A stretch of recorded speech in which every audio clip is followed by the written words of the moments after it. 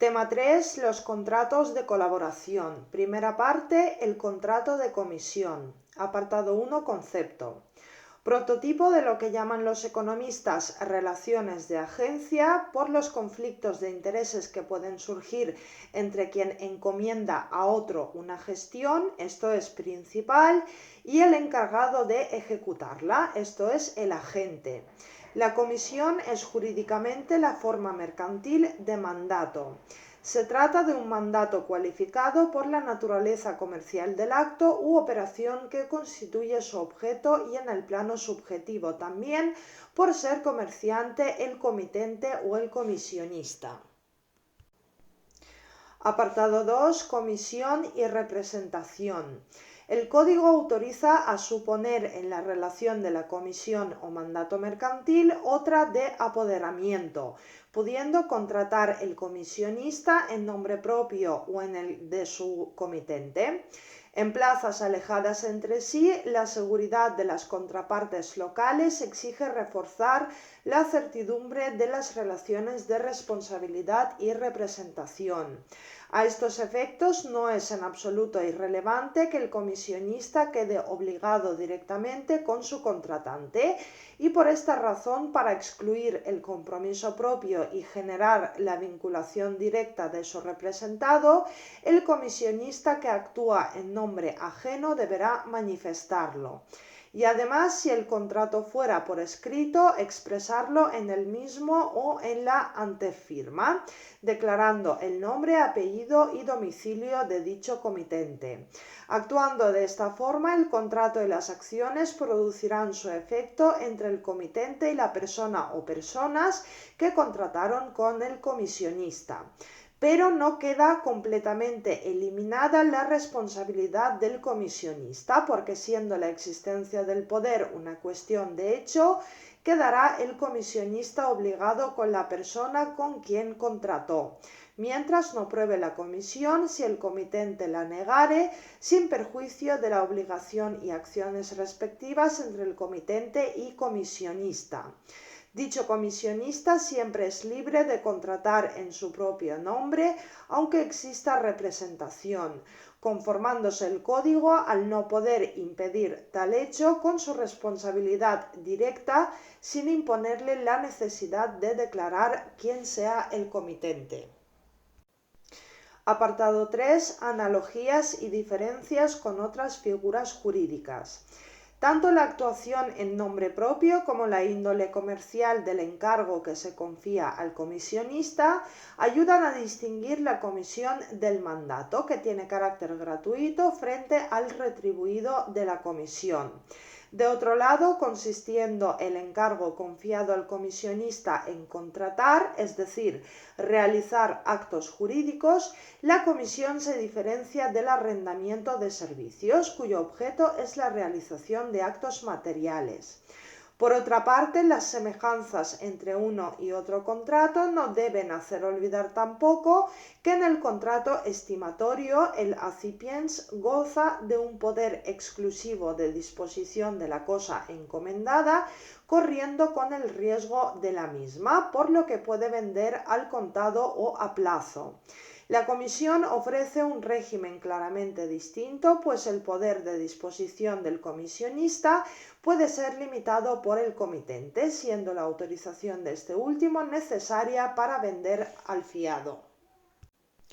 Apartado 4. Objeto y formación del contrato.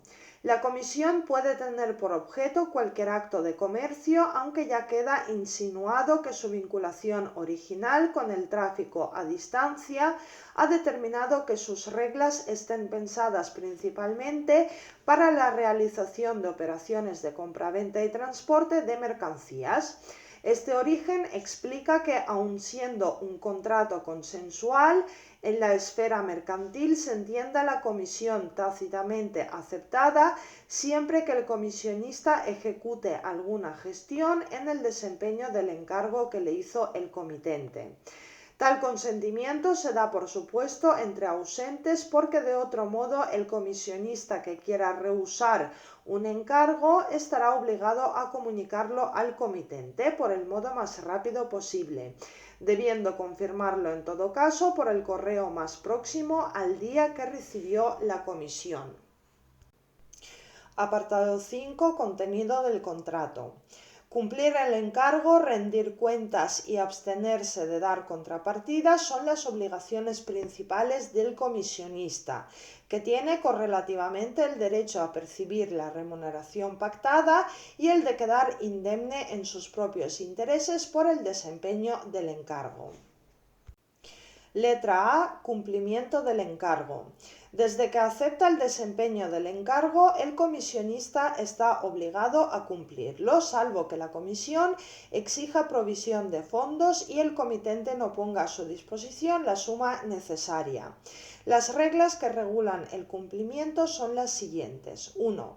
Quien acepta la gestión deberá desempeñar la comisión por sí mismo, aunque se entiende que la subcontratación de todo o parte del encargo es posible porque el nuevo contrato, esto es, subcomisión, no afecta al original, manteniendo el comisionista que subcontrato con el tercero su completa vinculación jurídica frente al comitente.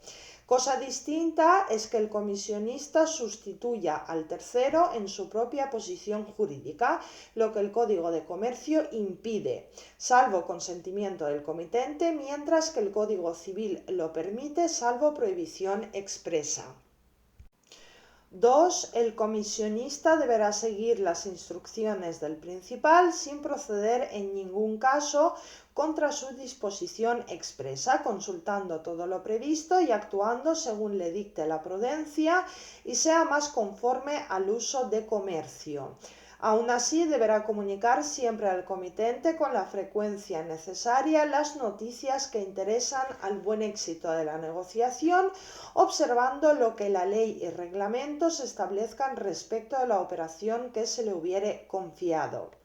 3. El patrón de diligencia propio de este contrato obliga al comisionista a dar preferencia a los intereses del principal, cuyo negocio debe cuidar precisamente como propio. El respeto a las condiciones de mercado cierra el diseño de este modelo o patrón de actuación al prohibir al comisionista contratar operaciones a precios en términos más onerosos que los corrientes en la plaza. Y 4. El incumplimiento de cualquiera de las prescripciones legales hace responsable al comisionista de la indemnización de los daños y perjuicios que su conducta irrogue al comitente. Letra B. Obligación de rendir cuentas. Reconocida por la jurisprudencia, tal obligación se sanciona expresamente en el mandato, con el corolario de que quien asumió el encargo tendrá que abonar al mandante cuanto haya recibido. Esta regla general se extiende también a la comisión mercantil, aunque al regularla en el Código de Comercio obligue solo al comisionista a rendir con relación a sus libros cuenta especificada y justificada de las cantidades que percibió para la comisión, reintegrando al comitente en plazo y forma el sobrante que resulte a su favor. El Código hace responsable al comisionista de las mercaderías o efectos que recibiere y de la conservación de los que tenga en su poder, exonerando únicamente de responsabilidad en casos fortuitos de fuerza mayor, transcurso del tiempo o vicio propio de la cosa. Letra C. Prohibición de hacer de contraparte. La posibilidad de que el comisionista encargado de una operación comercial realice el encargo actuando como parte contraria de su comitente haría correr a éste el grave riesgo de que el referido comisionista antepusiese su interés al de su principal, en lugar de cuidar el interés ajeno como propio. De ahí la prohibición de la autoentrada del comisionista, que es una regla que el Código enuncia diciendo que ningún comisionista compra para sí ni para otro lo que se le haya mandado vender, ni venderá lo que se le haya encargado comprar sin licencia del comitente. Tratándose de una regla de naturaleza prohibitiva, nunca debe extenderse a casos no previstos en ella. Así parece que debe ser por la mayor aceptación actual de autocontrato y por el control que las prácticas objetivas de mercado y las instrucciones subjetivas del comitente pueden procurar frente a actuaciones irregulares. Por eso es posible también levantar la prohibición con licencia del principal, a la que se equiparará asimismo la ratificación posterior del negocio. Letra D. Pacto de garantía. En la comisión de compraventa, el agente no responde de la solvencia del comprador ni de su retraso en el pago del precio. Puede afirmarse que la obligación del comisionista es una obligación de medios, pero puede transformarse en una obligación de resultado respondiendo del buen fin de la operación, cuando se añade al contrato el pacto de garantía que reconoce el artículo 272, al decir que si el comisionista percibiera sobre una venta, además de la comisión ordinaria, otra llamada de garantía, correrán de su cuenta los riesgos de la cobranza, quedando obligado a satisfacer al comitente el producto de la venta en los mismos plazos pactados por el comprador. Es un pacto útil ya que amplía el sistema de responsabilidad del comisionista y a la vista de los amplios términos en que se admite por el Código, puede pensarse incluso que el suplemento del premio sobre la ordinaria retribución comercial de este tipo de encargos ha de ser entendido como un indicio de la voluntad de las partes de convenir la garantía, aunque ésta no se haya formulado expresamente. Y letra E. Privilegio del comisionista. El artículo 276 del Código de Comercio señala que los efectos que se remitieron en consignación se entenderán especialmente obligados al pago de los derechos de comisión, anticipaciones y gastos que el comisionista hubiere hecho por cuenta de su valor y producto. En consecuencia, sin vincularlo a la operación de origen de la consignación, ni restringir tampoco este vocablo a las comisiones para vender, el Código atribuye al comisionista en ese mismo artículo un especial privilegio compuesto de dos piezas. De un lado, ningún comisionista podrá ser desposeído de los efectos que recibió en consignación sin que previamente se le reembolse de sus anticipaciones, gastos y derechos de comisión. Y de otro, por cuenta del producto de los mismos géneros, deberá ser pagado al comisionista con preferencia a los demás acreedores del comitente, salvo lo dispuesto en el artículo 375. Apartado 6. Obligaciones y derechos del comitente. Letra A. El pago de la comisión. Como este contrato no suele ser gratuito, deberá pagarse la comisión pactada o la que corresponda con arreglo al uso y práctica mercantil de la plaza donde se cumpliere. No señala el Código ni el tiempo ni la forma de pago, que suele ser un porcentaje de las operaciones realizadas, entendiéndose sometido su devengo, sobre todo cuando las relaciones entre las partes sean duraderas, a la cláusula salvo buen fin. Letra B. Mantener indemne al comisionista. Esta obligación se materializa proporcionando al comisionista los fondos necesarios para desempeñar la comisión o reembolsando los anticipados por aquel mediante cuenta justificada al contado y con el interés legal, y hasta el total reintegro de los gastos y desembolsos si es necesario. La obligación se completa indemnizando siempre al comisionista de los daños y perjuicios que le haya causado el cumplimiento del mandato si se produjeron sin su culpa ni imprudencia. Y letra C. Garantía del comitente. Los derechos del comitente sobre los efectos que por su cuenta se encontrasen en poder del comisionista quedan garantizados en caso de concurso de este último por el derecho a obtener la separación de los mismos de la masa en la forma reconocida a su favor por el artículo 198 del texto refundido de la ley concursal. Apartado 7. Extinción de la comisión. Además de las causas generales, que es el transcurso de plazo, cumplimiento del encargo, imposibilidad sobrevenida, interesan las específicas de este contrato. A. Revocación del encargo. De acuerdo con la revocabilidad propia de los contratos de confianza, la revocación puede hacerse en cualquier momento, poniéndolo en conocimiento del comisionista y haciendo frente al comitente a las resultas de las gestiones practicadas antes de haberle hecho saber la revocación. La jurisprudencia ha evolucionado en la aceptación de posibles pactos contractuales que la restrinjan. Si el comisionista tiene otorgados poderes inscritos en el registro mercantil, la revocación no tendrá efecto frente a terceros hasta alcanzar reflejo en el mismo. Y B. La muerte o inhabilitación del comisionista. A la muerte del comisionista empresario individual se equipara la extinción de la sociedad designada para el desempeño del encargo, pero no así su transformación, que no altera la personalidad jurídica, aunque en sectores regulados la solución puede ser distinta si la transformada carece de licencia. Por lo que se refiere a la inhabilitación del comisionista, podrá venir por cualquiera de los motivos previstos en los artículos 13 y 14 del Código de Comercio. Segunda parte, el contrato de mediación. Apartado 1, concepto y régimen jurídico. Los mediadores son personas que colaboran en la actividad de los empresarios mercantiles sin estar ligados a ellos por un vínculo jurídico permanente y estable.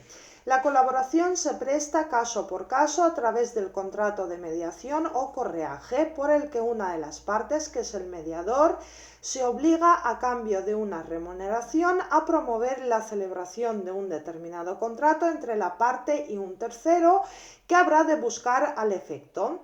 La finalidad es poner en relación entre sí a las partes que han de celebrar un futuro contrato, por ejemplo, compraventa, préstamo, seguro, etc.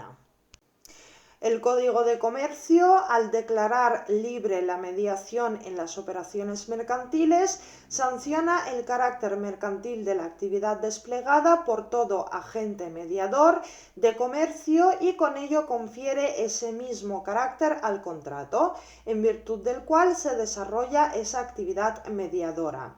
La mediación no debe identificarse con la comisión, pues si bien el mediador se obliga a realizar un encargo recibido de otra persona, su actividad, a diferencia de la del comisionista, ni es jurídica sino material. Esto es, aproximación de los dos futuros contratantes, aunque es posible que junto a la mediación concurra un mandato expreso.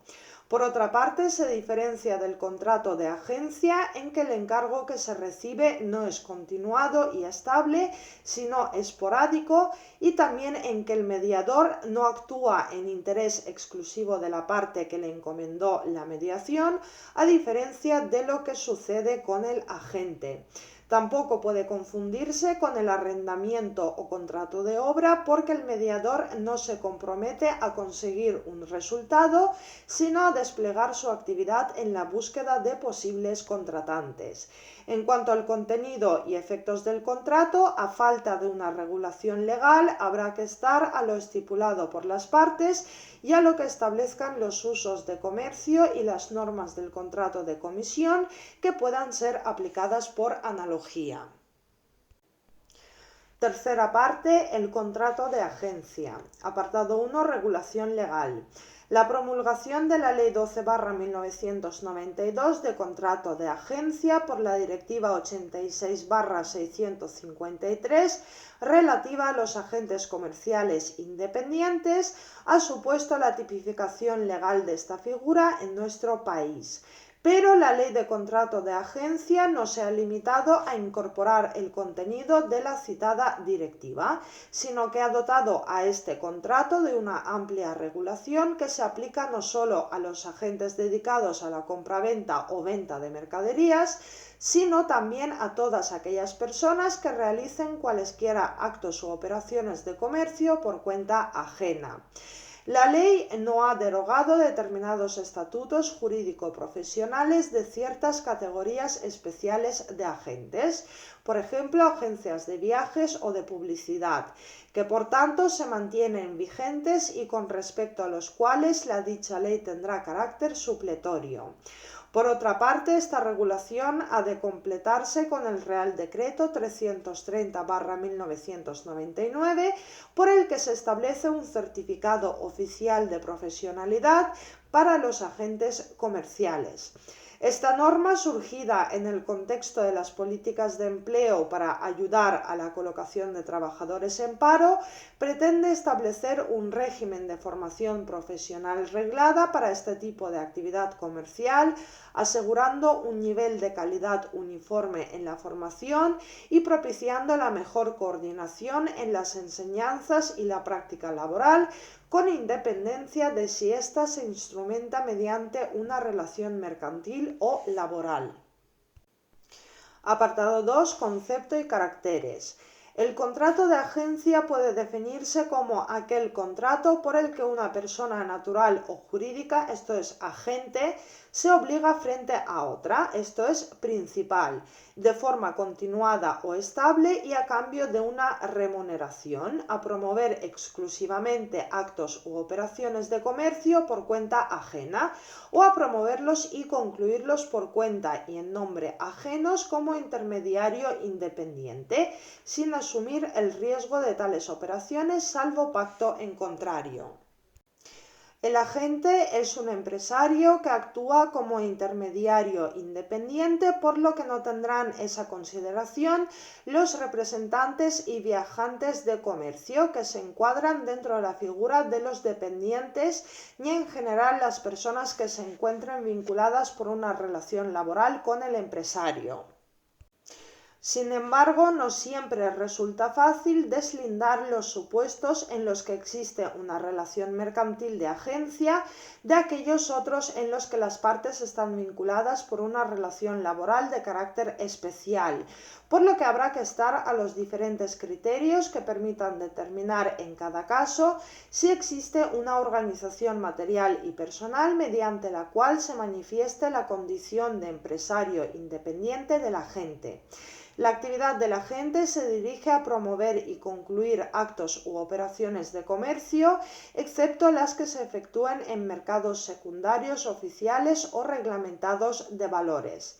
El agente actúa por cuenta y en nombre del empresario, no asumiendo el riesgo de las operaciones que promueve o contrata. El agente representa al principal y está facultado para promover las operaciones previstas en el contrato, pero solo podrá concluirse en su nombre cuando tenga expresamente atribuida esa facultad. Se trata de una colaboración estable o duradera, pudiendo establecerse el contrato por tiempo determinado o indefinido. El contrato de agencia es siempre remunerado. Finalmente, se trata de un contrato de carácter consensual, aunque las partes pueden compeler a formalizarlo por escrito. La propia ley incentiva dicha fórmula al exigir su constancia por escrito como requisito para la validez de determinadas cláusulas. Apartado 3. Régimen jurídico del contrato. Letra A. Derechos y obligaciones de las partes. Hay que señalar que ambas partes están sometidas a un deber genérico de lealtad y buena fe. El agente tendrá las siguientes obligaciones de carácter esencial. 1. Ocuparse de la promoción y de la conclusión de las operaciones que se le hubieren encargado. Debe ejecutar el encargo por sí mismo o por medio de sus dependientes, aunque puede también actuar por medio de subagentes cuando tenga autorización expresa del principal, respondiendo en este caso de su gestión. 2. Comunicar al principal cuanta información disponga, tanto con respecto a la gestión de los actos y operaciones que promueva o concluya, como en relación con la solvencia de los terceros con los que existan operaciones pendientes de conclusión o ejecución. 3. Desarrollar su actividad atendiendo las instrucciones que reciba del principal. 4. Recibir en nombre del principal cualquier clase de reclamación sobre defectos o vicios de calidad o cantidad de los bienes vendidos y de los servicios prestados como consecuencia de las actividades promovidas, aunque no las hubiera concluido. 5. Rendir cuentas. Aunque esta obligación no está prevista en la ley, se desprende del deber de actuar de buena fe y de la existencia de una regulación que impone a la gente el deber de llevar una contabilidad independiente en relación con cada empresario. Y 6. Por acuerdo de las partes puede establecerse la prohibición de que la gente actúe para otros empresarios competidores del principal.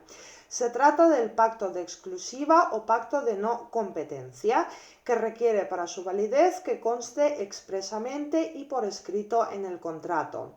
Este pacto puede referirse también al momento de la terminación del contrato, impidiendo a la gente que continúe desarrollando su actividad durante un tiempo, una vez concluido dicho contrato. El pacto postcontractual de no competencia será válido si se limita a una zona geográfica, a un grupo de clientes y a la clase de bienes o servicios, objeto de los actos u operaciones promovidos o concluidos por el agente, y su duración no exceda de 2 años. El agente tendrá derecho a percibir una remuneración por el encargo y la facultad de exigir al cliente en el acto de entrega el reconocimiento y depósito de los bienes vendidos, así como el derecho a efectuar el depósito judicial de los mismos cuando el tercero rehúse o demore su recibo sin justa causa. Y por otra parte, entre las obligaciones del principal están 1. Poner a disposición de la gente con antelación suficiente los muestrarios, catálogos, tarifas y demás documentos necesarios para el ejercicio de su actividad profesional. 2. Procurar a la gente todas las informaciones necesarias para la ejecución del contrato de agencia y en particular advertirle desde que tenga noticia de ello de que el volumen de los actos u operaciones va a ser sensiblemente inferior al que la gente hubiera podido esperar. 3. Satisfacer a la gente la remuneración pactada conforme al sistema escogido, que podrá consistir en una cantidad fija, una comisión o una combinación de ambas. La remuneración es un elemento esencial del contrato y de ahí que en defecto de pacto no se imponga la gratuidad, sino que la retribución será fijada de acuerdo con los usos de la plaza donde la gente desempeñe su actividad, y a falta de estos por el juez en la forma y cuantía que estime razonable. El precio fijado en el contrato es global e incluye, salvo pacto en contrario, todos los gastos efectuados por el agente en el desempeño de su actividad. Y 4. El conjunto de obligaciones del principal se completa con la de comunicar al agente en un plazo breve la aceptación o rechazo de la operación notificada, así como, en su caso, la ejecución total o parcial o la falta de ejecución de la operación. Letra B. Duración del contrato. El contrato de agencia podrá pactarse por tiempo determinado o indefinido. Si no se hubiera estipulado una duración determinada en el contrato, se entenderá que ha sido pactado por tiempo indefinido. En los contratos por tiempo determinado, las partes podrán acordar un régimen de prórrogas sucesivas, pero si no lo hubieran hecho y continuaran ejecutando el contrato una vez concluido el plazo inicialmente previsto, se entenderá que dicho contrato se ha transformado en uno de duración indefinida. Letra C. Extinción del contrato. El contrato de agencia se extingue por las causas generales aplicables a todos los contratos. Si el contrato se hubiera acordado por tiempo indefinido, las partes podrán denunciar unilateralmente el contrato en cualquier momento. La razón que explica esta norma se encuentra en la repulsa en el mundo de las relaciones contractuales, generan los vínculos de carácter eterno. Ahora bien, la facultad de denuncia del contrato ha de ejercitarse de conformidad con el postulado general de la buena fe, lo que se traduce en la exigencia de dar aviso por escrito con una antelación mínima de 1 mes por cada año de vigencia del contrato y máxima de 6 meses. No obstante, si el contrato hubiera tenido una vigencia inferior al año, el preaviso se limita a 1 mes. Las partes podrán acordar plazos más amplios de preaviso con el único límite de que el plazo para el agente no tenga una duración inferior al establecido para el principal.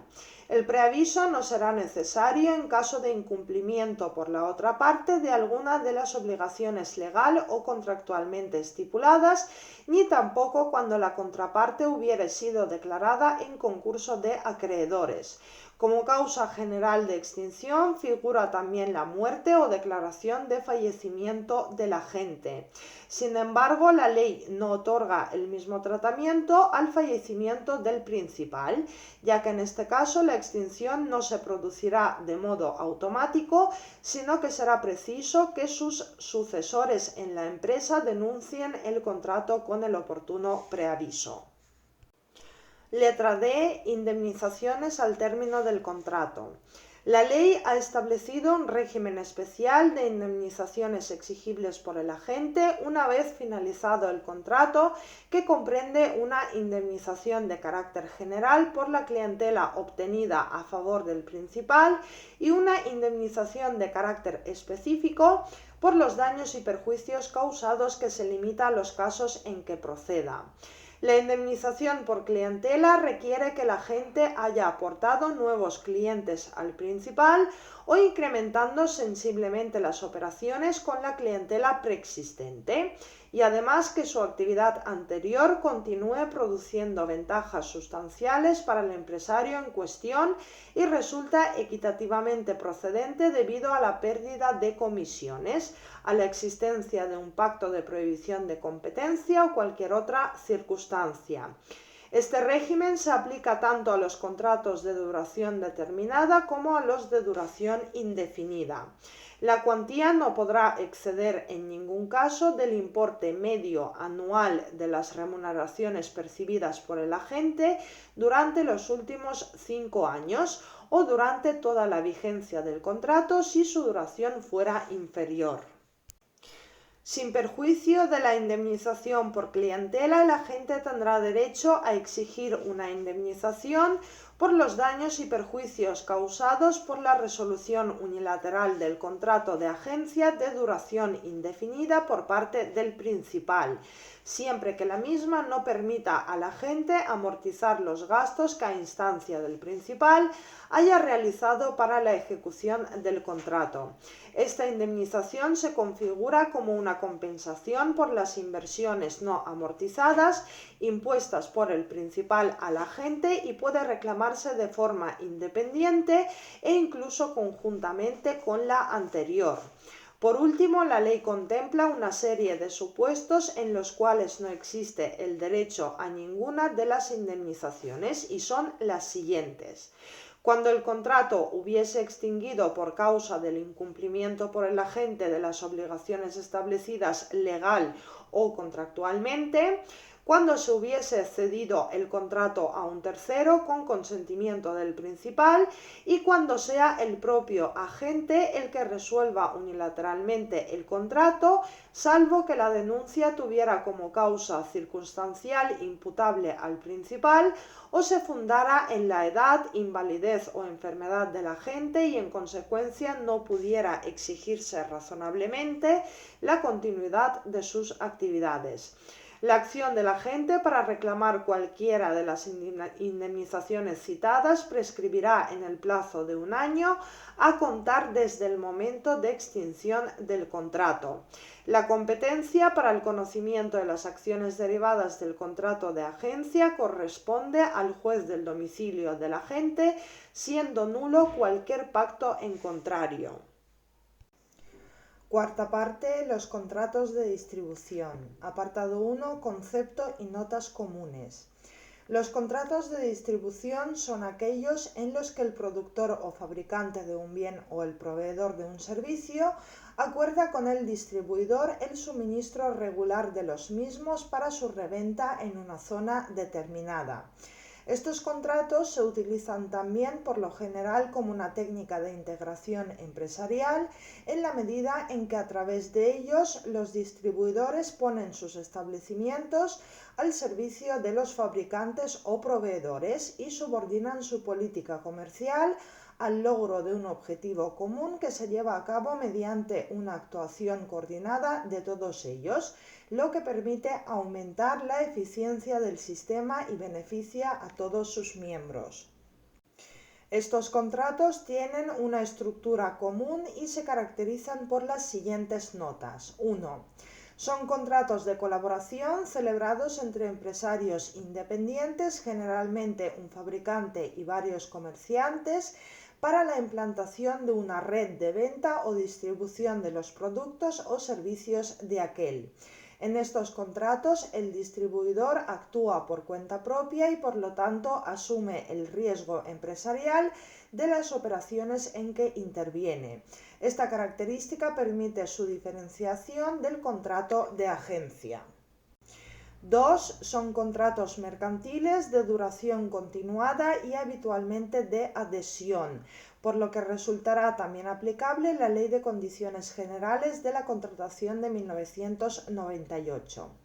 3. Son contratos basados en la confianza, aunque no puede decirse que sean personalísimos, ya que los factores que conforman esta característica son esencialmente instrumentales y se refieren a la capacidad técnica profesional o financiera del distribuidor.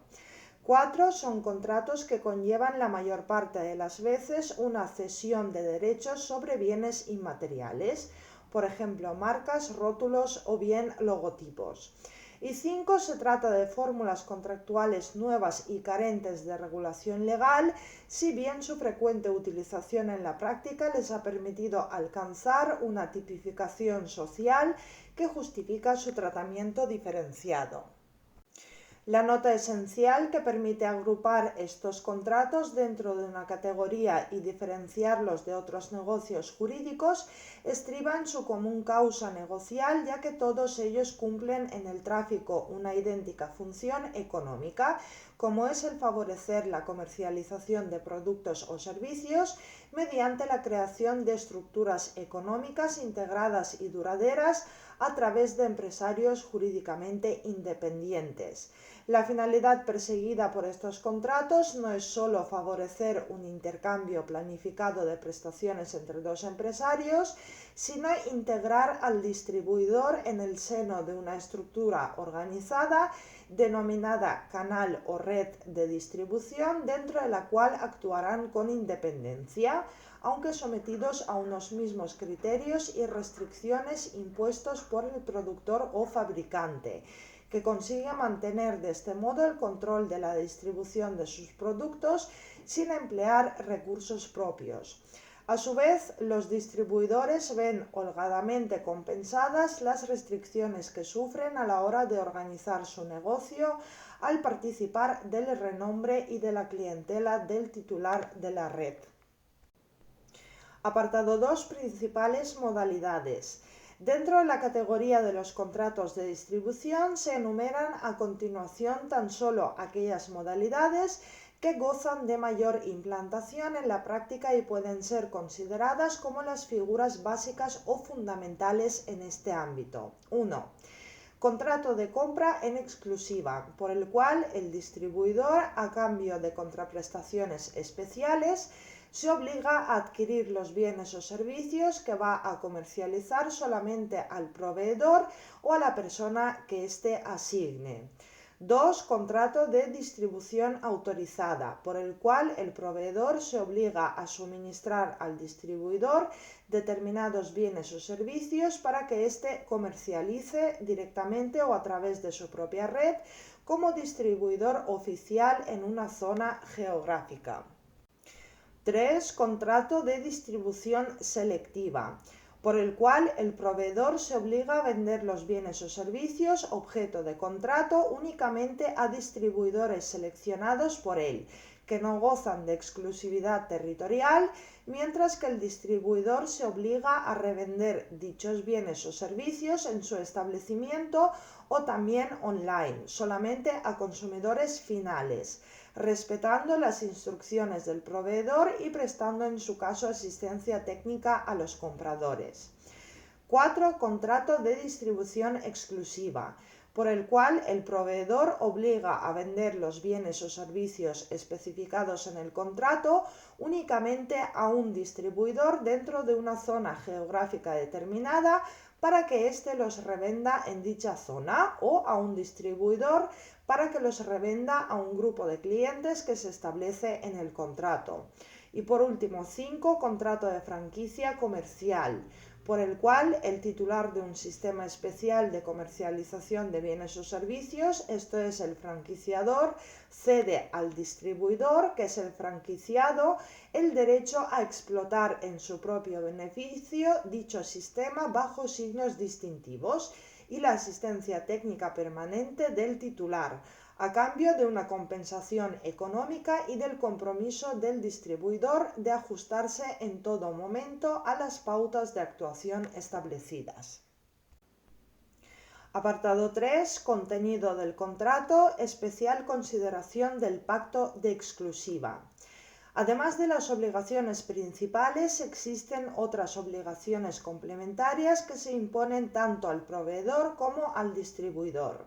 Así, el proveedor estará obligado a remitir puntualmente las mercancías, aplicar los descuentos o pagar los cánones por el volumen de ventas alcanzado por el distribuidor y procurar que estos respeten las zonas de venta establecidas.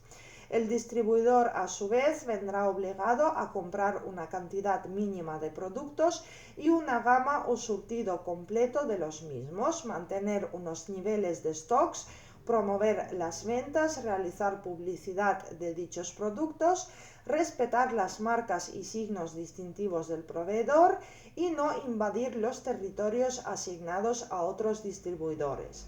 Por otra parte, la ilicitud de la cláusula contractual que faculta al proveedor a imponer el precio de reventa por resultar contraria al principio de la libertad de empresa. Por tanto, el proveedor o fabricante no puede fijar el precio de venta al público de un producto o servicio. A estos efectos hay que distinguir entre los precios de tarifa o recomendados, que no resultan vinculantes para el distribuidor, y los precios fijos, que son aquellos que no se pueden aumentar ni disminuir, por ejemplo, realizando descuentos. El pacto de exclusiva supone una obligación de no hacer respecto del tipo de prestación objeto del contrato. Es decir, se trata de una obligación negativa consistente en no realizar con terceros contratos semejantes al pactado en exclusiva. Normalmente la cláusula de exclusiva se incorpora como un pacto accesorio que no altera la naturaleza del contrato fundamental. Dicha cláusula puede afectar al proveedor, que sería exclusiva de venta, al distribuidor, que sería exclusiva de compra y reventa, o a ambos, que sería exclusiva recíproca. La exclusiva estipulada a favor del proveedor impedirá al distribuidor adquirir las mercancías objeto del contrato a otro proveedor distinto del estipulado. Aunque parece beneficiar al proveedor, pues le permite racionalizar la producción y asegurar la venta de sus productos, sin embargo no resulta exclusivamente favorable para este, ya que también garantiza al comprador el abastecimiento permanente en mejores condiciones de compra. El contenido fundamental de este contrato radicará en la obligación del distribuidor de no comprar a otros proveedores. A cambio de la asunción de esta obligación, el distribuidor recibirá diversas compensaciones, como un mejor precio, asistencia técnica o la posibilidad de utilizar los signos distintivos del proveedor. La exclusiva en favor del distribuidor consiste en que el proveedor se compromete a no vender las mercancías o servicios objeto del contrato a otro distribuidor dentro del territorio delimitado en el contrato. Entre las particularidades de esta modalidad de exclusiva se encuentra la necesidad de determinar la zona asignada al distribuidor, ya que éste únicamente podrá desarrollar su actividad dentro de la citada zona. La exclusiva en favor de ambas partes supone la asunción conjunta y recíproca de las obligaciones anteriormente enumeradas. El pacto de exclusiva despliega sus efectos solamente entre las partes contratantes y sus herederos, de modo que será ineficaz frente a terceros. Así pues, ni el proveedor ni el distribuidor podrá impedir que un tercero no integrado en la red de distribución comercialice dentro de la zona de exclusiva el mismo producto objeto del pacto de exclusiva, pero que ha sido adquirido en otro territorio distinto. Esto se llama comercio paralelo. Sin embargo, si el tercero, al comercializar un producto en el territorio delimitado en el pacto en exclusiva, tratara de aprovecharse de la reputación o el prestigio adquirido por el distribuidor, incurrirá en un acto de competencia desleal. Apartado 4. La terminación de los contratos de distribución y el régimen indemnizatorio. Los contratos de distribución se extinguen normalmente por las causas generales y especialmente por el cumplimiento del plazo establecido para su vigencia. En defecto de plazo o en el caso de que el contrato se pactara por tiempo indefinido, cabrá desistimiento unilateral de cualquiera de las partes, que habrá de ejercitarse siempre con arreglo a los principios de la buena fe. La muerte de cualquiera de las partes no será causa de extinción de estos contratos, ya que los mismos se celebran en función de las condiciones que presente la empresa distribuidora. La ausencia de una disciplina reguladora de los aspectos sustantivos de los contratos de distribución integrada tiene una especial trascendencia en el momento de su extinción, puesto que es ahí donde se plantean los principales problemas, especialmente cuando los contratos son de duración indefinida. A este respecto, el debate se ha centrado fundamentalmente en dos cuestiones relacionadas con la resolución unilateral de estos contratos. De un lado, la necesidad de preaviso y de otro, el derecho del distribuidor a reclamar una indemnización por la clientela conseguida en favor de la marca, diferente y adicional a la indemnización por los daños y perjuicios causados por la ruptura.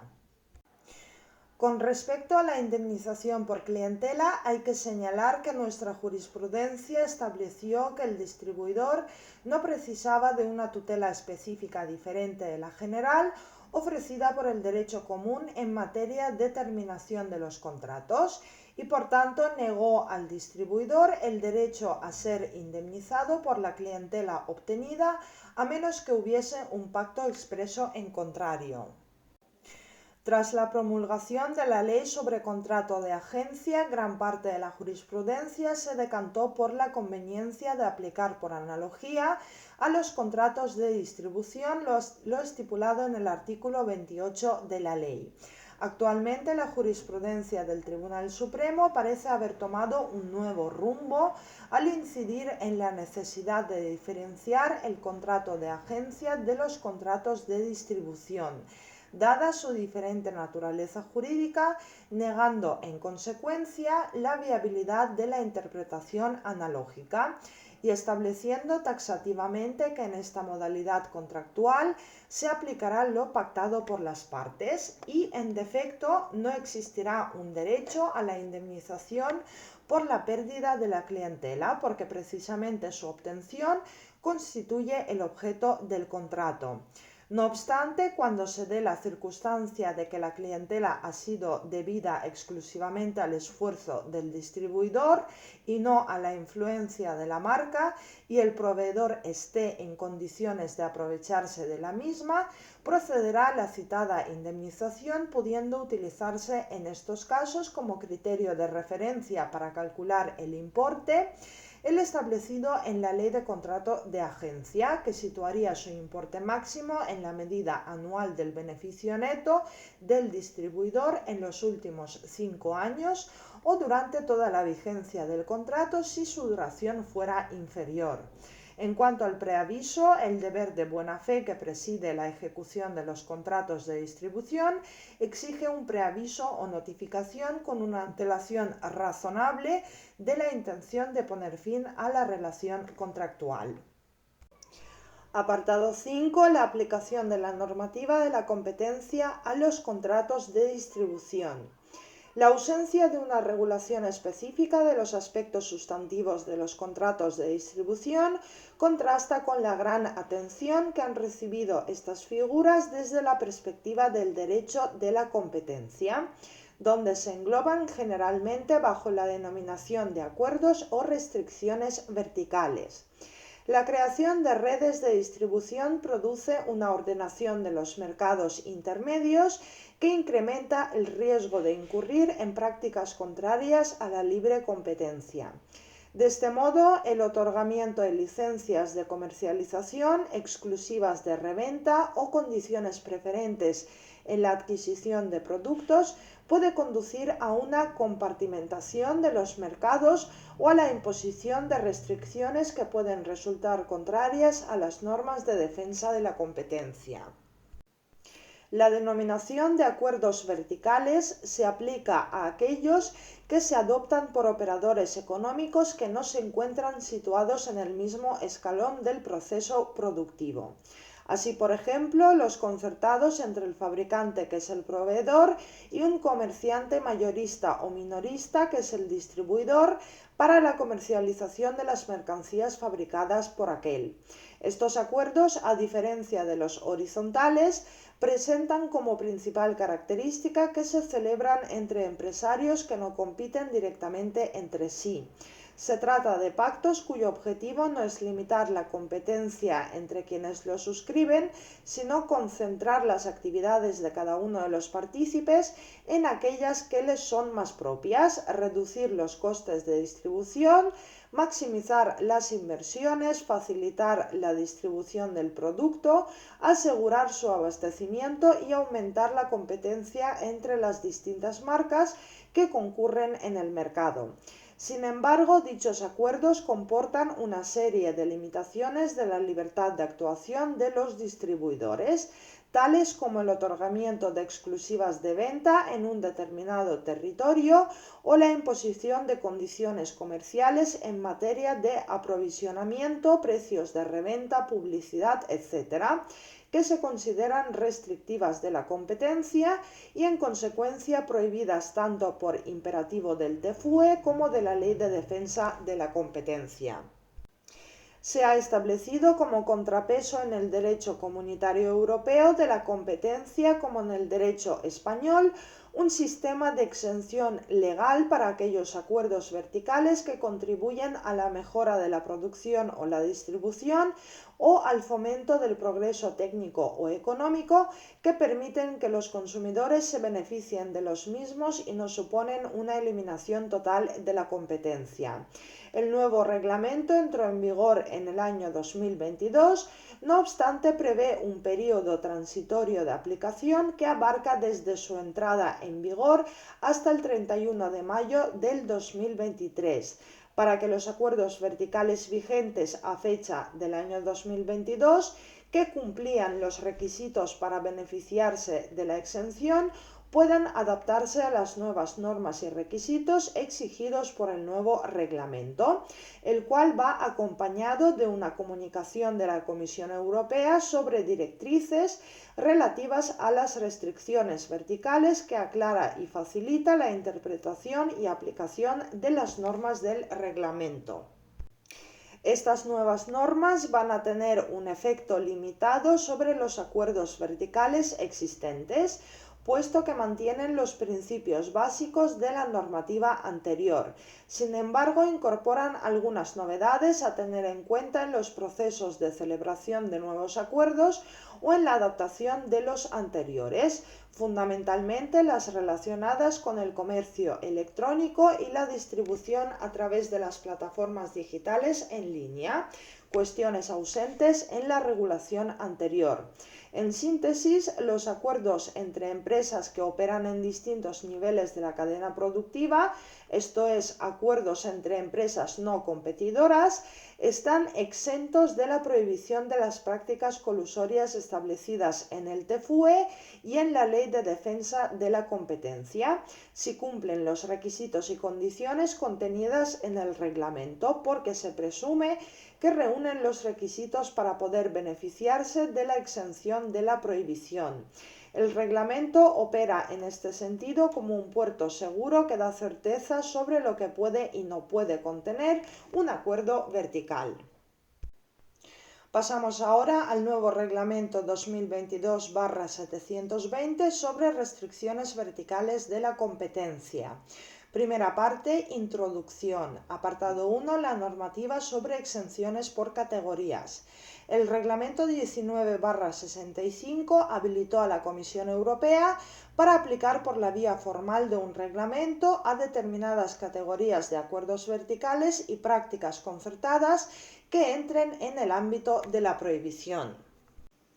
El reglamento 2790/1999 definió una categoría de acuerdos verticales que comprendía los acuerdos o prácticas concertadas entre dos o más empresas que operen a efectos del acuerdo o práctica concertada en niveles distintos de la cadena de producción o distribución y que se refieran a las condiciones en las que las partes pueden comprar, vender o revender determinados productos o servicios, y considerando que algunos de ellos cumplían los requisitos previstos en el artículo 101.3 del tratado. Procedió a regular las condiciones necesarias para poder beneficiarse de una exención por categorías de la prohibición. A su expiración fue sustituido por el Reglamento 330/2010. Dicho reglamento, junto con las directrices que lo acompañan, han sido sometidos a un amplio proceso de revisión que incluía un trámite de información pública. Apartado 2, Reglamento 2022/720. La Comisión Europea ha adoptado este nuevo reglamento de exención por categorías para los acuerdos verticales restrictivos de la competencia, que sustituye el Reglamento 330/2010, cuya vigencia finalizó en el año 2022. El nuevo reglamento entró en vigor el 1 de junio del 2022. No obstante, prevé un periodo transitorio de aplicación que abarca desde su entrada en vigor hasta 31 de mayo del año 2023, para que los acuerdos verticales vigentes en esa fecha, que cumplían los requisitos para beneficiarse de la exención, puedan adaptarse a las nuevas normas y requisitos exigidos por el nuevo reglamento, el cual va acompañado de una comunicación de la Comisión Europea sobre directrices relativas a las restricciones verticales que complementan la interpretación de las normas del reglamento. En síntesis, el reglamento establece que los acuerdos entre empresas que operan en distintos niveles de la cadena productiva están exentos de la aplicación de la prohibición de las prácticas colusorias si cumplen los requisitos y condiciones contenidas en el reglamento, porque se presume que reúnen los requisitos establecidos en el TFUE para poder beneficiarse de la exención de la citada prohibición. En este sentido, el reglamento opera como un puerto seguro que da certeza sobre lo que puede y no puede ser objeto de un acuerdo vertical. Este reglamento es de aplicación también a los acuerdos verticales celebrados en España, aun cuando no sean susceptibles de afectar al comercio entre los Estados miembros. Segunda parte, ámbito de aplicación. El reglamento ha adoptado un sistema consistente en regular el ámbito de aplicación en dos normas distintas. La primera comprende tanto los tipos de acuerdos a los que se extiende la extinción de la prohibición como los excluidos de la misma. La segunda establece para su aplicación un umbral de cuota de mercado exigido tanto al proveedor como al distribuidor, que trata de garantizar que ninguno de los partícipes en el acuerdo que tengan poder de mercado puedan beneficiarse de la exención por categorías. Apartado 1. Acuerdos a los que se aplica la exención. La exención por categorías establecidas en el reglamento se aplica a los siguientes tipos de acuerdos. 1. Los acuerdos verticales o prácticas concertadas suscritos entre dos o más empresas que se encuentren en planos distintos de la cadena de producción o distribución y que tengan por objeto las condiciones en que las partes pueden adquirir, vender o revender determinados bienes o servicios. En este sentido, comprende las diversas categorías de acuerdos verticales, tanto si pueden ser calificados como contratos de distribución integrada, como si se trata de meros acuerdos aislados de compraventa o de otro tipo, sin que tampoco sea además necesario que desplieguen sus efectos exclusivamente con respecto al escalón minorista. Asimismo, la exención se amplía a los acuerdos multilaterales, es decir, a los celebrados entre un proveedor o fabricante y diversos distribuidores, de modo que se modifica sustancialmente el criterio anteriormente seguido, que no permitía que se acogieran a la exención por categorías los contratos tipo de distribución, puesto que se limitaba el beneficio a cada uno de los contratos, de modo que tenía eficacia exclusivamente bilateral. 2. Los acuerdos verticales suscritos entre una asociación de minoristas y sus miembros o entre dicha asociación y sus proveedores, siempre que ninguno de los asociados, junto con sus empresas vinculadas, tenga un volumen de negocio global anual superior a 50 millones de euros. Se trata de incluir en la exención por categorías a las diversas figuras que presenta en la práctica el comercio minorista asociado, especialmente las centrales de compra y las cadenas voluntarias o sucursalistas. Para el cómputo de la cifra de negocios se sumarán todas las operaciones realizadas durante el ejercicio financiero previo por el correspondiente asociado y por sus empresas vinculadas, excluidos los impuestos y tasas, pero no se tendrán en cuenta las operaciones realizadas por el asociado con sus empresas vinculadas o las realizadas por estas entre sí. 3. Los acuerdos verticales que contengan cláusulas de cesión o de licencia de derechos de propiedad industrial o intelectual, siempre que dichas estipulaciones sean accesorias y estén directamente relacionadas con el uso, venta o reventa de bienes o servicios por comprador o sus clientes. Y 4. Las situaciones denominadas de distribución dual, en las que el fabricante o proveedor distribuye sus productos directamente en el mercado, así como también a través de distribuidores, de modo que compite con sus propios distribuidores. En este caso, la aplicación de la exención exige que se cumplan las siguientes condiciones. A. Que el acuerdo vertical no sea recíproco. Y B. Que reúna alternativamente alguno de estos requisitos. 1. Que el proveedor opere a nivel ascendente como fabricante, importador o mayorista y al mismo tiempo a nivel descendente como importador, mayorista o minorista a nivel descendente, y no una empresa competidora en el nivel ascendente en el que compra los bienes contractuales. O 2. Que el proveedor suministre servicios en distintos niveles de comercio y el comprador suministre servicios a nivel minorista y no compita en el nivel donde adquiera los servicios objeto del contrato. Apartado 2. Acuerdos excluidos de la exención. La exención por categorías establecida por el reglamento no se aplica a los siguientes tipos de acuerdos: acuerdos verticales regulados por otros reglamentos, acuerdos verticales concluidos entre empresas competidoras, Acuerdos verticales en un sistema de distribución dual relativos a la prestación de servicios de intermediación en línea, en los que el proveedor de servicios de intermediación en línea sea una empresa competidora en el mercado de referencia para la venta de los bienes o servicios intermediados. Y contratos de agencias en los que la gente que no es independiente y no asume el riesgo de las operaciones en las que interviene, que se llama agente genuino. A estos contratos no se les aplica la prohibición de las prácticas colusorias porque desde el punto de vista del derecho de la competencia no se consideran acuerdos porque les falta la característica de la bilateralidad, entendida como concurrencia de dos voluntades independientes. Apartado 3. Otras restricciones excluidas.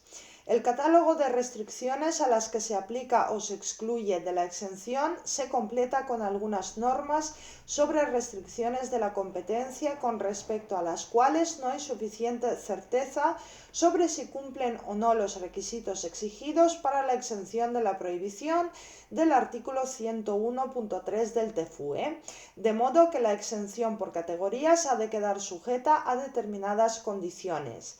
Tal es el caso de las cláusulas de no competencia, la prohibición de venta de productos de empresas competidoras en un sistema de distribución selectiva o las obligaciones de paridad minorista en los servicios de intermediación en línea. En este sentido, el artículo 2 no se aplicará a las siguientes obligaciones contenidas en los acuerdos verticales. 1. Cualquier cláusula directa o indirecta de no competencia cuya duración sea indefinida o exceda de 5 años. Se entiende por cláusula de no competencia cualquier obligación directa o indirecta que prohíba al comprador fabricar, adquirir, vender o revender bienes o servicios que compitan con los bienes o servicios contractuales, o cualquier obligación directa o indirecta que exija al comprador adquirir al proveedor u otra empresa designada por éste más del 80% del total de sus compras de los bienes o servicios contractuales y de sus sustitutos en el mercado de referencia, calculadas sobre la base del valor o cuando sea la práctica corriente en el sector del volumen de sus compras en el año precedente. 2. Cualquier obligación directa o indirecta que prohíba a los miembros de un sistema de distribución selectiva vender las marcas de determinados proveedores competidores. Y 3. Cualquier obligación directa o indirecta que impida al comprador de servicios de intermediación en línea ofrecer, vender o revender bienes o servicios a los usuarios finales en condiciones más favorables mediante servicios competidores de intermediación en línea. Apartado 4. Umbral de cuota de mercado. El reglamento establece como requisito adicional para la aplicación de la exención que las empresas partícipes en el acuerdo no tengan poder de mercado. La razón de su establecimiento estriba en que desde un punto de vista económico los acuerdos de distribución integrada son eficientes y superan los efectos negativos de las restricciones que puedan conllevar cuando en el mercado se mantiene un cierto grado de competencia. La determinación de la existencia de un poder de mercado es un factor que anula los efectos beneficiosos de las restricciones verticales.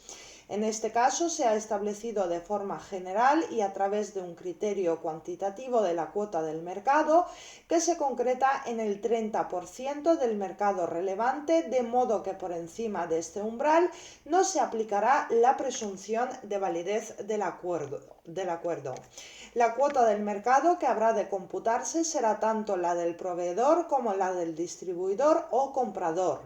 La cuota de mercado de proveedor se calcula sobre los datos del valor de las ventas en el mercado en el año natural precedente y la del comprador sobre la base del valor de las compras en el mercado en el año natural precedente. Esta forma no niega a las empresas que superen dicho umbral el beneficio de la exención de la prohibición, sino que las impide que puedan acogerse al puerto seguro de la exención por categorías, de modo que tendrán que recurrir a una autoevaluación de la concurrencia de los requisitos del artículo 101.3 del TFUE. Por otra parte, hay que tener en cuenta que la Comisión podrá declarar mediante un reglamento que cuando existan redes paralelas de restricciones verticales similares que abarquen más del 50% de un mercado de referencia, el presente reglamento no se aplicará a los acuerdos verticales que contengan restricciones específicas relativas a dicho mercado. Tercera parte, restricciones especialmente graves. El reglamento establece en su artículo 4 unas reglas especiales para algunos acuerdos o prácticas que considera de especial gravedad por sus posibles efectos sobre la competencia en el mercado. Apartado 1. Prácticas prohibidas. La excepción prevista en este reglamento no se aplica a las siguientes restricciones de competencia que se consideran de especial gravedad y resultan prohibidas. 1. La restricción de la facultad del distribuidor de determinar el precio de venta sin perjuicio de que el proveedor pueda imponer precios de venta máximos o recomendar un precio de venta, siempre que estos no equivalgan a establecer un precio de venta fijo o mínimo como resultado de presiones o incentivos procedentes de cualquiera de las partes. El distribuidor, por tanto, debe tener completa libertad para establecer el precio de reventa al público, así como la posibilidad de hacer descuentos. 2. La restricción del territorio en el que o del grupo de clientes a los que los miembros de un sistema de distribución exclusiva, selectiva, extensiva o libre pueden vender activa o pasivamente los bienes y servicios contractuales. 3. Impedir el uso efectivo de Internet por parte del comprador o de sus clientes para vender los bienes o servicios contractuales, sin perjuicio de la posibilidad de imponer al distribuidor otras restricciones a la venta en línea o restricciones de la publicidad en línea que no tengan por objeto impedir el uso de un canal de publicidad en su totalidad. 4. La restricción acordada entre un proveedor de componentes y un comprador que incorpora estos componentes como recambios a usuarios finales o a talleres de reparación, a mayoristas o a proveedores de otros servicios a los que el comprador no haya encomendado la reparación o mantenimiento de sus productos. Y 5. En materia de distribución selectiva se prohíben también a. La restricción de los suministros cruzados entre los distribuidores que operen en el mismo o en diferentes niveles comerciales y b. La restricción de las ventas activas o pasivas de los distribuidores que operen a nivel minorista a los usuarios finales, sin perjuicio de las restricciones territoriales para dicho sistema de distribución. Apartado 2. Prácticas permitidas. 1. En materia de restricciones territoriales o por grupos de clientes. Como excepciones a las prohibiciones anteriores referidas a las restricciones territoriales o por grupo de clientes, se admiten las siguientes prácticas en relación con los diversos sistemas de distribución. En el caso de distribución exclusiva, la restricción de las ventas activas del distribuidor y sus clientes directos en el territorio o al grupo de clientes reservado al proveedor o asignado por éste con carácter exclusivo a un número máximo de otros 5 distribuidores exclusivos.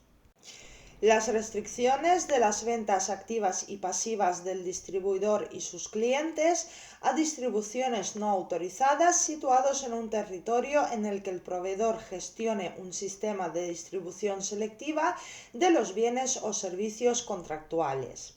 La restricción del lugar de establecimiento del distribuidor. La restricción de ventas activas y pasivas a usuarios finales por un distribuidor exclusivo que opere a nivel de comercio al por mayor. La restricción de la facultad de vender activa o pasivamente componentes suministrados con el fin de su incorporación a un producto a clientes que tengan intención de usarlos para fabricar el mismo tipo de bienes que el proveedor.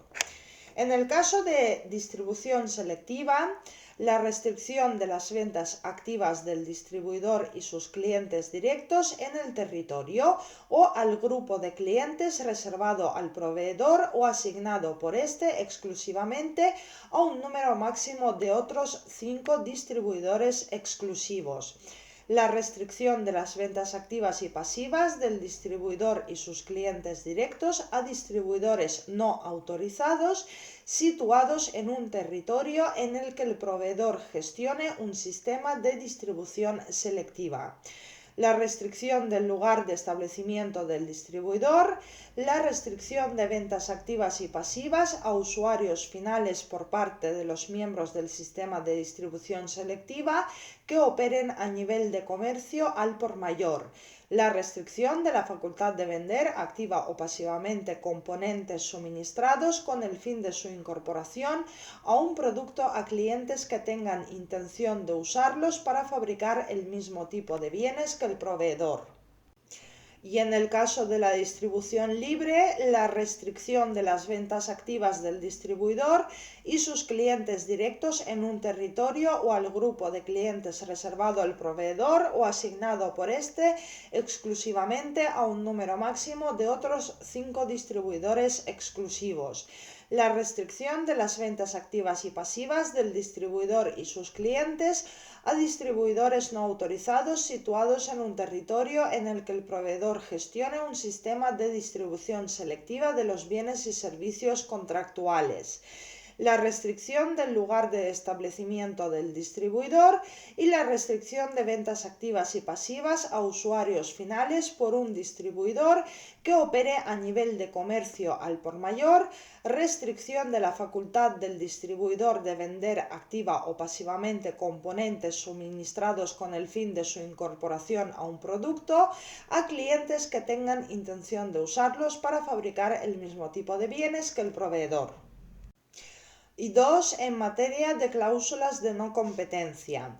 Con respecto a la cláusula de no competencia, durante la vigencia del contrato, el límite temporal de 5 años establecido en el artículo 5.1a no se aplicará cuando los bienes o servicios contractuales sean vendidos por el comprador desde locales y terrenos que sean propiedad del proveedor o estén arrendados por el proveedor a terceros no vinculados con el comprador, siempre y cuando la duración de la cláusula de no competencia no exceda del periodo de ocupación de los locales y terrenos por parte del comprador. Con respecto a la cláusula postcontractual de no competencia establecida en el artículo 5.1b, esto es la obligación directa o indirecta que prohíbe al comprador, tras la expiración del acuerdo, fabricar, comprar, vender o revender bienes o servicios, se aplicará la exención cuando se reúnan las siguientes condiciones. A. Se refiera a bienes o servicios que compitan con los bienes o servicios contractuales. B. Se limite al local y terrenos desde los que el comprador haya operado durante el periodo contractual. C. Sea indispensable para proteger conocimientos técnicos transferidos por el proveedor al comprador. Y D. Siempre y cuando la duración de dicha cláusula de no competencia se limite a un periodo de 1 año tras la expiración del acuerdo. Se podrá imponer una restricción limitada en el tiempo cuando se trate del uso y divulgación de conocimientos técnicos que no se hayan hecho públicos. Cuarta parte, principales novedades. En cuanto a las novedades introducidas por el reglamento, destacamos los siguientes. 1. En materia de comercio electrónico o ventas por Internet. Las nuevas normas establecen un catálogo de cláusulas que el proveedor puede imponer al comprador, tanto en materia de ventas en línea como de publicidad en línea y otras que resultan prohibidas, porque producen el efecto directo o indirecto de impedir el uso efectivo de Internet por parte de los distribuidores. Resultan prohibidas 1. Las cláusulas contractuales que impidan al distribuidor la venta por Internet o el uso de un determinado canal de publicidad en línea.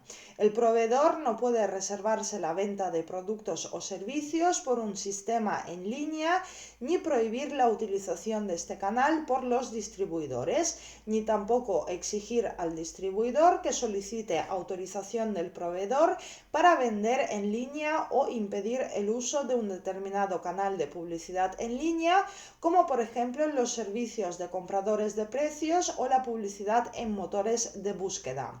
Este tipo de actuaciones se consideran restricciones expresamente graves de la competencia. 2. Exigir al distribuidor que impida a los consumidores situados en otro territorio visitar su página web o redirigirlos automáticamente a las páginas web del fabricante o de otros distribuidores. 3. Imponer al distribuidor la obligación de que ponga fin a las transacciones en línea cuando a la hora de formalizar el pago de las mismas descubra que los datos de su tarjeta de crédito o sistemas de pago corresponden a una localización que no se encuentra dentro del territorio asignado al distribuidor. 4. Imponer al distribuidor la obligación de que venda solamente en las tiendas físicas o con la presencia física de personal especializado. 5. Prohibir al distribuidor la utilización en su página web de sus marcas o las marcas del proveedor. Y por último, 6. Prohibir al distribuidor explotar una o varias tiendas en línea. Por el contrario, el proveedor podrá establecer requisitos de calidad o apariencia para la página web del distribuidor. 1. Prohibir al distribuidor la utilización de plataformas distintas a la suya propia para la distribución de los productos o servicios contractuales para mantener la imagen de calidad o de lujo del producto. 2. Exigir al distribuidor que disponga de una tienda física. 3. Obligar al distribuidor a realizar un volumen mínimo de ventas en la tienda física.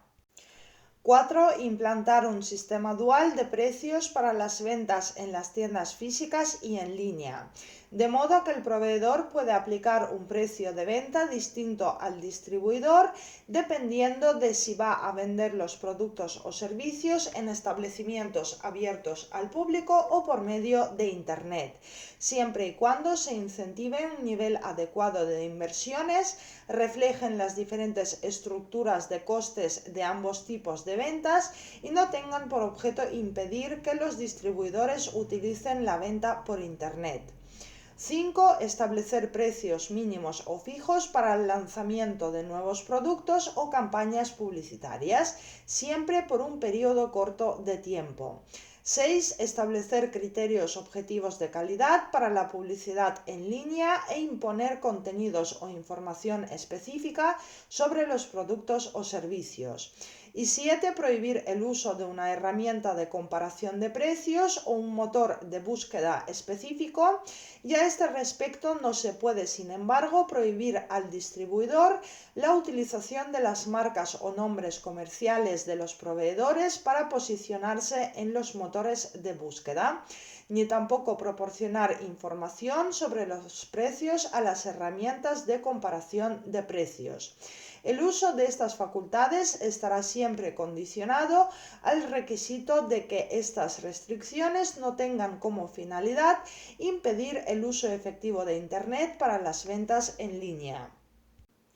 2. En materia de distribución dual. En este ámbito se habla de distribución dual en dos sentidos. A. Cuando una plataforma en línea actúa como intermediario para los distribuidores minoristas y como vendedor para los clientes finales con respecto a determinados bienes o servicios. Y B. Cuando un proveedor utiliza simultáneamente para la comercialización de los bienes o servicios por él producidos los sistemas de contratos de agencia y contratos de distribución. Veamos la distribución dual a través de servicios de intermediación en línea. La primera modalidad de distribución dual es aquella en la que el proveedor distribuye los bienes o servicios en el mercado directamente y también a través de distribuidores independientes compitiendo con ellos. La distribución dual puede llevarse a cabo por el proveedor creando su propia plataforma de venta en línea o bien mediante las marketplaces. La marketplaces es una plataforma digital o un servicio de intermediación en línea que agrupa a diferentes empresas que ofrecen la venta en línea de diferentes productos o servicios de terceros. No se trata de una actividad de comercialización directa de bienes y servicios, sino de un servicio propio de la sociedad de la información que se presta a usuarios profesionales y permite a dichos usuarios ofrecer bienes y servicios a los consumidores. En este sentido, las marketplaces actúan como intermediarios. El reglamento distingue dos situaciones respecto a estas plataformas. 1. Aquellas en las que el prestador del servicio de la plataforma pone en contacto a un proveedor de bienes y servicios o a un distribuidor con los potenciales clientes. Esto es plataforma clásica. Y 2. Aquellas otras en las que el proveedor presta servicios de intermediación en línea, esto es, utiliza plataformas digitales que facilitan las transacciones entre empresas y consumidores y al mismo tiempo distribuye sus propios productos y servicios en competencia con los que interviene exclusivamente como intermediario. Esto es plataforma híbrida. No se considerarán comprendidos en la exención 1. Aquellos intercambios de información entre proveedor y distribuidor que no estén directamente relacionados con la aplicación del acuerdo o sean necesarios para mejorar la distribución de los bienes y servicios objeto del acuerdo. Y 2. Los acuerdos de distribución en los que el proveedor sea un servicio de intermediación en línea que además compite con el distribuidor en la venta de los productos o servicios intermediarios. A los efectos de la normativa sobre restricciones verticales, los promotores de estas plataformas digitales pueden operar simplemente como intermediarios, limitándose a prestar un servicio de la sociedad de la información consistente en poner en contacto a un proveedor de bienes y servicios o a un distribuidor con los potenciales clientes. Esto es plataforma clásica. O también operar simultáneamente como intermediarios de otros empresarios para la venta de los productos o servicios de estos y como vendedores o proveedores de sus propios productos y servicios que compiten con aquellos. Esto es plataforma híbrida. En la plataforma clásica, el proveedor es un prestador de servicios que opera en varias fases comerciales, mientras que el comprador vende los bienes o servicios contractuales en una fase posterior y no compite en la fase anterior en la que compra los bienes o servicios contractuales. El proveedor es un prestador de servicios y el distribuidor opera solamente como vendedor minorista y no compite con el proveedor como fabricante, importador o mayorista. En este caso, la exención no se aplicará a los acuerdos verticales celebrados entre empresas competidoras. No obstante, la exención se aplicará cuando empresas competidoras suscriban un acuerdo vertical no recíproco y se cumpla una de las siguientes condiciones. A. El proveedor opera ascendente como fabricante, importador o mayorista y a nivel descendente como importador, mayorista o minorista de bienes, mientras que el comprador es importador, mayorista o minorista a nivel de ascendente y no una empresa competidora en el nivel ascendente, en el que compra los bienes contractuales.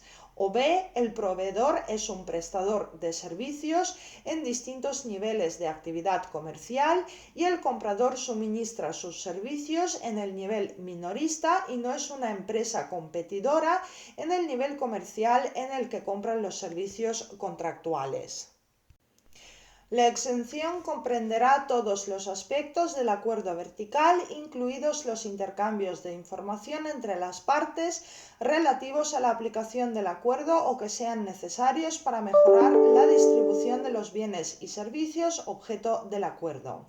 La justificación de la excepción se encuentra en que en este tipo de distribución dual, el impacto negativo del acuerdo vertical sobre la competencia entre el proveedor y el distribuidor es menos importante que el posible impacto positivo del acuerdo sobre la competencia en las fases anteriores y posteriores. No sucede lo mismo en el supuesto de distribución dual, en el que los servicios de intermediación en línea tienen una función híbrida. Esto es, el proveedor de servicios compite también en el mercado de referencia para la venta a terceros de los bienes o servicios intermediados.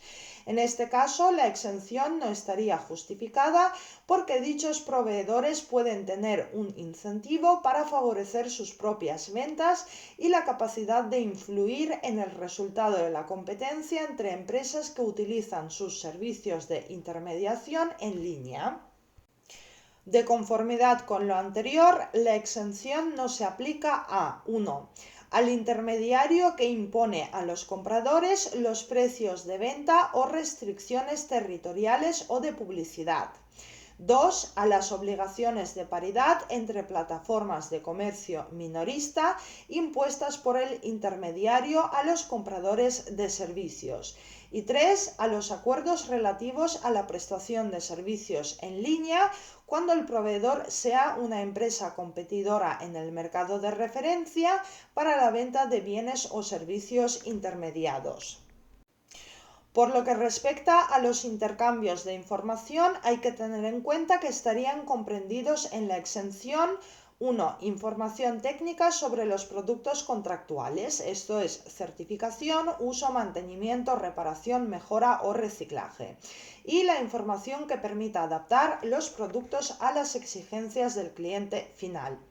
2. Información logística sobre producción y distribución de los productos en los mercados ascendentes y descendentes. 3. Información sobre compras de los productos por parte de los clientes, preferencias y reacciones de los clientes, siempre que no se use para restringir el territorio o el grupo de clientes a los que el distribuidor puede vender. 4. Información sobre precios recomendados o máximos de reventa establecidos por el proveedor. 5. Información sobre los precios a los cuales el distribuidor revende los productos, siempre que no se utilice para restringir la libertad de fijación de precios del distribuidor. 6. Información sobre la comercialización de los productos contractuales, campañas promocionales y nuevos productos de futura venta. 7. Información agregada del proveedor al distribuidor sobre comercialización y venta de otros distribuidores de los productos. Y por último, 8. Información al distribuidor sobre el porcentaje en volumen o el valor de las ventas de los productos contractuales en relación con sus ventas de productos competidores. Por el contrario, no quedarían cubiertos por la exención los siguientes intercambios de información. 1. Información sobre los precios futuros a los que el proveedor o el distribuidor tiene la intención de vender los productos en el mercado descendente. 2. Información sobre los clientes finales identificados, a no ser que sea necesario para permitir la adaptación de los productos a la clientela, permitir la concesión de condiciones especiales a un cliente final. 3. Prestar servicios de preventa y postventa, establecer o controlar el cumplimiento de un sistema de distribución selectiva o exclusiva para un grupo de clientes. Y 4. Información sobre los productos vendidos por un distribuidor bajo su propia marca, cuando se intercambie entre el distribuidor y un fabricante de productos competidores, a no ser que sea el fabricante de los productos de la propia marca del distribuidor. Veamos ahora la distribución simultánea a través de contratos de agencia y de distribución. Al organizar su sistema de distribución de bienes o servicios, el proveedor puede optar por un sistema dual en el que la comercialización de aquellos se lleva a cabo simultáneamente por agentes comerciales y distribuidores o concesionarios. En relación con los agentes, hay que tener en cuenta que tanto la normativa sobre restricciones verticales como la doctrina y la jurisprudencia han venido distinguiendo entre agentes genuinos y no genuinos. El agente genuino es aquel que actúa por cuenta del principal o proveedor sin asumir el riesgo de las operaciones en las que interviene. Desde el punto de vista del derecho de la competencia, no actúa como un operador económico independiente, de modo que no se le aplica la prohibición del artículo 101.1 del TFUE, puesto que al no tener una voluntad independiente no cabe hablar de acuerdos anticompetitivos o prácticas colusorias en la relación del proveedor con sus agentes. El proveedor puede determinar libremente su estrategia de comercialización a través de agentes genuinos en relación con el territorio donde el agente puede vender los bienes o servicios contractuales.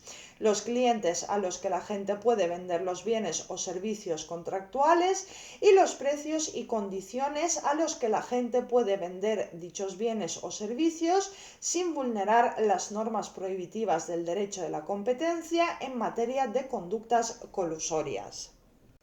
Los requisitos para que se pueda considerar a un agente como genuino son: 1. No adquiere la propiedad de los bienes comprados o vendidos en virtud del contrato de agencia. 2. No participa en los costes de suministro, adquisición o transporte de los citados bienes. 3. No mantiene exigencias de los bienes contractuales corriendo con los correspondientes costes y riesgos. Debe poder devolver al proveedor o principal los bienes no vendidos. 4. No asume responsabilidad por incumplimiento del contrato por parte del cliente. 5. No asume responsabilidad por las pérdidas o daños precedentes del suministro de los bienes. 6. No está obligado a intervenir en promoción o publicidad. 7. No realiza inversiones en equipos, formación o locales. Y por último, 8. No realiza otras actividades en el mismo mercado de productos solicitadas por el proveedor o principal, a menos que le sean reembolsadas por este. En resumen, el agente genuino no asume ningún riesgo significativo en relación con su actividad de comercialización de bienes o servicios. Si el agente asume alguno de estos riesgos, actuaciones o responsabilidades, será un agente no genuino que a los efectos de la aplicación de la normativa objeto de este trabajo se equipara a un distribuidor. Hay que señalar que esta modalidad de dualidad concurra en una misma persona o empresa. Esto es, que un distribuidor independiente actúe también como agente genuino con respecto a otros bienes, lo cual será posible siempre que las actividades que realice en una u otra condición puedan diferenciarse de modo eficaz y al actuar como agente no asuma el riesgo de las operaciones en que interviene o el riesgo asumido sea insignificante. Quinta parte, otras restricciones verticales específicas. Apartado 1, suministro exclusivo. El suministro restrictivo se refiere a las restricciones que obligan o inducen al proveedor a vender los productos contractuales solo o principalmente a un comprador, en general o para un fin especial.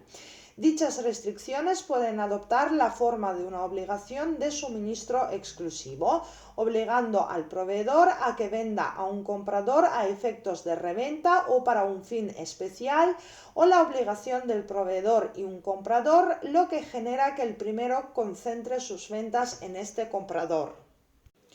El acuerdo de suministro exclusivo puede beneficiarse de la exención cuando ni la cuota del mercado del proveedor ni la del comprador superen el 30%, aunque se combinen con otras restricciones no especialmente graves, como las cláusulas de no competencia.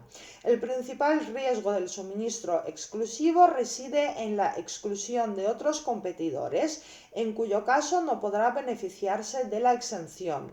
Para determinar si este riesgo se materializa, habrá que tener en cuenta, en primer lugar, la cuota del mercado del comprador en el mercado ascendente por el efecto exclusivo, así como su cuota del mercado en el mercado descendente, porque determina si existe o no un riesgo de competencia grave. Y por otro lado, el porcentaje de suministro exigido y la duración del acuerdo. En tercer lugar, la existencia de barreras de entrada a nivel del proveedor.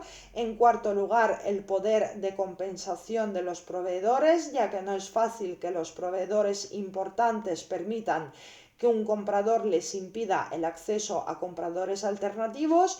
Y en último lugar, el nivel en la cadena de producción o distribución y la naturaleza del producto. Apartado 2. Cláusulas de paridad.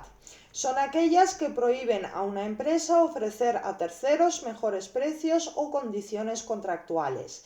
En materia de comercialización de productos o servicios en línea a través de plataformas electrónicas, las cláusulas de paridad o de mejor precio son las pactadas entre un proveedor y una plataforma de intermediación en línea que obligan al usuario a no ofrecer o vender sus bienes o servicios en condiciones más favorables en otras plataformas de intermediación en línea. En la práctica se suele distinguir entre obligaciones de paridad amplias, que son aquellas que prohíben ofrecer mejores condiciones en cualquier otro canal de venta o distribución, y obligaciones de paridad estrechas, que limitan la prohibición solamente al canal de venta directa de la propia empresa sujeta a la cláusula. Estas cláusulas pueden acogerse a la expansión, excepto en el caso de que las obligaciones de paridad 1. Se den en el nivel minorista entre plataformas de servicios de intermediación en línea que sean competidoras, y 2. Que sean impuestas por el intermediario al comprador del servicio. Así, por ejemplo, la cláusula que restringe a un hotel su capacidad de ofrecer mejores condiciones en su web estaría exenta de prohibición. Las cláusulas no exentas no están prohibidas, de modo que podrían utilizarse si reúnen los requisitos del artículo 101.3 del TFUE. Las directrices contienen una serie de criterios para evaluar si una obligación de paridad a nivel minorista puede estar permitida. A. La posición que mantienen en el mercado del prestador de servicios de intermediación en línea, que impone la obligación y la de sus competidores. B. La proporción del número de compradores de los servicios de intermediación en línea a los que afecta la obligación. C. El número de servicios de intermediación en línea competidores que utilizan los compradores y usuarios finales. D. La existencia de barreras de entrada al mercado de referencia para el suministro de servicios de intermediación en línea. Y por último, E. La importancia de los canales de venta directa de los compradores de los servicios de intermediación en línea y la posibilidad que tienen de retirar sus productos o servicios de las plataformas de los proveedores de servicios de intermediación en línea. Apartado 3. Pagos por acceso inicial. Se trata de un canon que los proveedores pagan a los distribuidores por el acceso a la red de distribución y por la prestación de determinados servicios, como asignación de espacios en las estanterías de las tiendas, mantenimiento del producto en las referencias del distribuidor y realización de publicidad por el distribuidor. Estas prácticas pueden generar efectos anticompetitivos, como la exclusión de otros distribuidores, el cierre del mercado a los proveedores o la creación de barreras de entrada para los pequeños proveedores. Por esta razón, las directrices consideran a estas prácticas amparadas por la exención, pero alertan del riesgo de que generan la exclusión de distribuidores o proveedores, en cuyo caso estarán prohibidas. Apartado 4. Acuerdos sobre gestión por categorías. Son acuerdos por los cuales el distribuidor confía a un proveedor la gestión de una categoría de productos que incluye también los productos de los competidores. El uso de este tipo de acuerdos puede dar lugar a eficiencias como la posibilidad de que los distribuidores accedan a conocimientos de mercadotecnia del proveedor para un determinado grupo de productos y de conseguir economías de escala en la medida que se aseguran de que la cantidad óptima de productos se presente en el momento adecuado. Cuanto mayor es el grado de competencia entre marcas y menor el coste de cambio de los consumidores, mayores serán los beneficios económicos generados a través de la gestión por categorías. Las directrices consideran a estas prácticas amparadas por la exención siempre que ni el gestor de la categoría ni el distribuidor superen el 30% de la cuota del mercado, no incluyan restricciones especialmente graves, no obstaculicen la competencia dando lugar a la exclusión de otros proveedores y no facilitan la colusión entre distribuidores cuando un mismo proveedor gestiona la categoría para todos o la mayoría de los distribuidores competidores, en cuyo caso estarán prohibidas. Y apartado 5. Vinculación de productos. Estas prácticas consisten en obligar a quien compra un producto a comprar otro vinculado. Las directrices las miran con recelo porque pueden generar efectos de exclusión en el mercado del producto vinculado o en el del producto vinculante, efecto que se refuerza si se establece una cláusula de no competencia con respecto al producto vinculado y pueden conducir al establecimiento de precios superiores al precio de competencia. Por otra parte, este tipo de prácticas pueden ser constitutivas de conductas de abuso de posición dominante. Con respecto al geoblocking, el Reglamento 2018/302 sobre medidas destinadas a impedir el bloqueo injustificado y otras formas de discriminación por razón de nacionalidad, del lugar de residencia o del lugar de establecimiento de los clientes en el mercado interior, considera ilegales las medidas de bloqueo por las que los distribuidores impiden que los consumidores puedan llevar a cabo o completar una compra en línea a un distribuidor de otro país diferente a aquel del que son nacionales o en el que residen.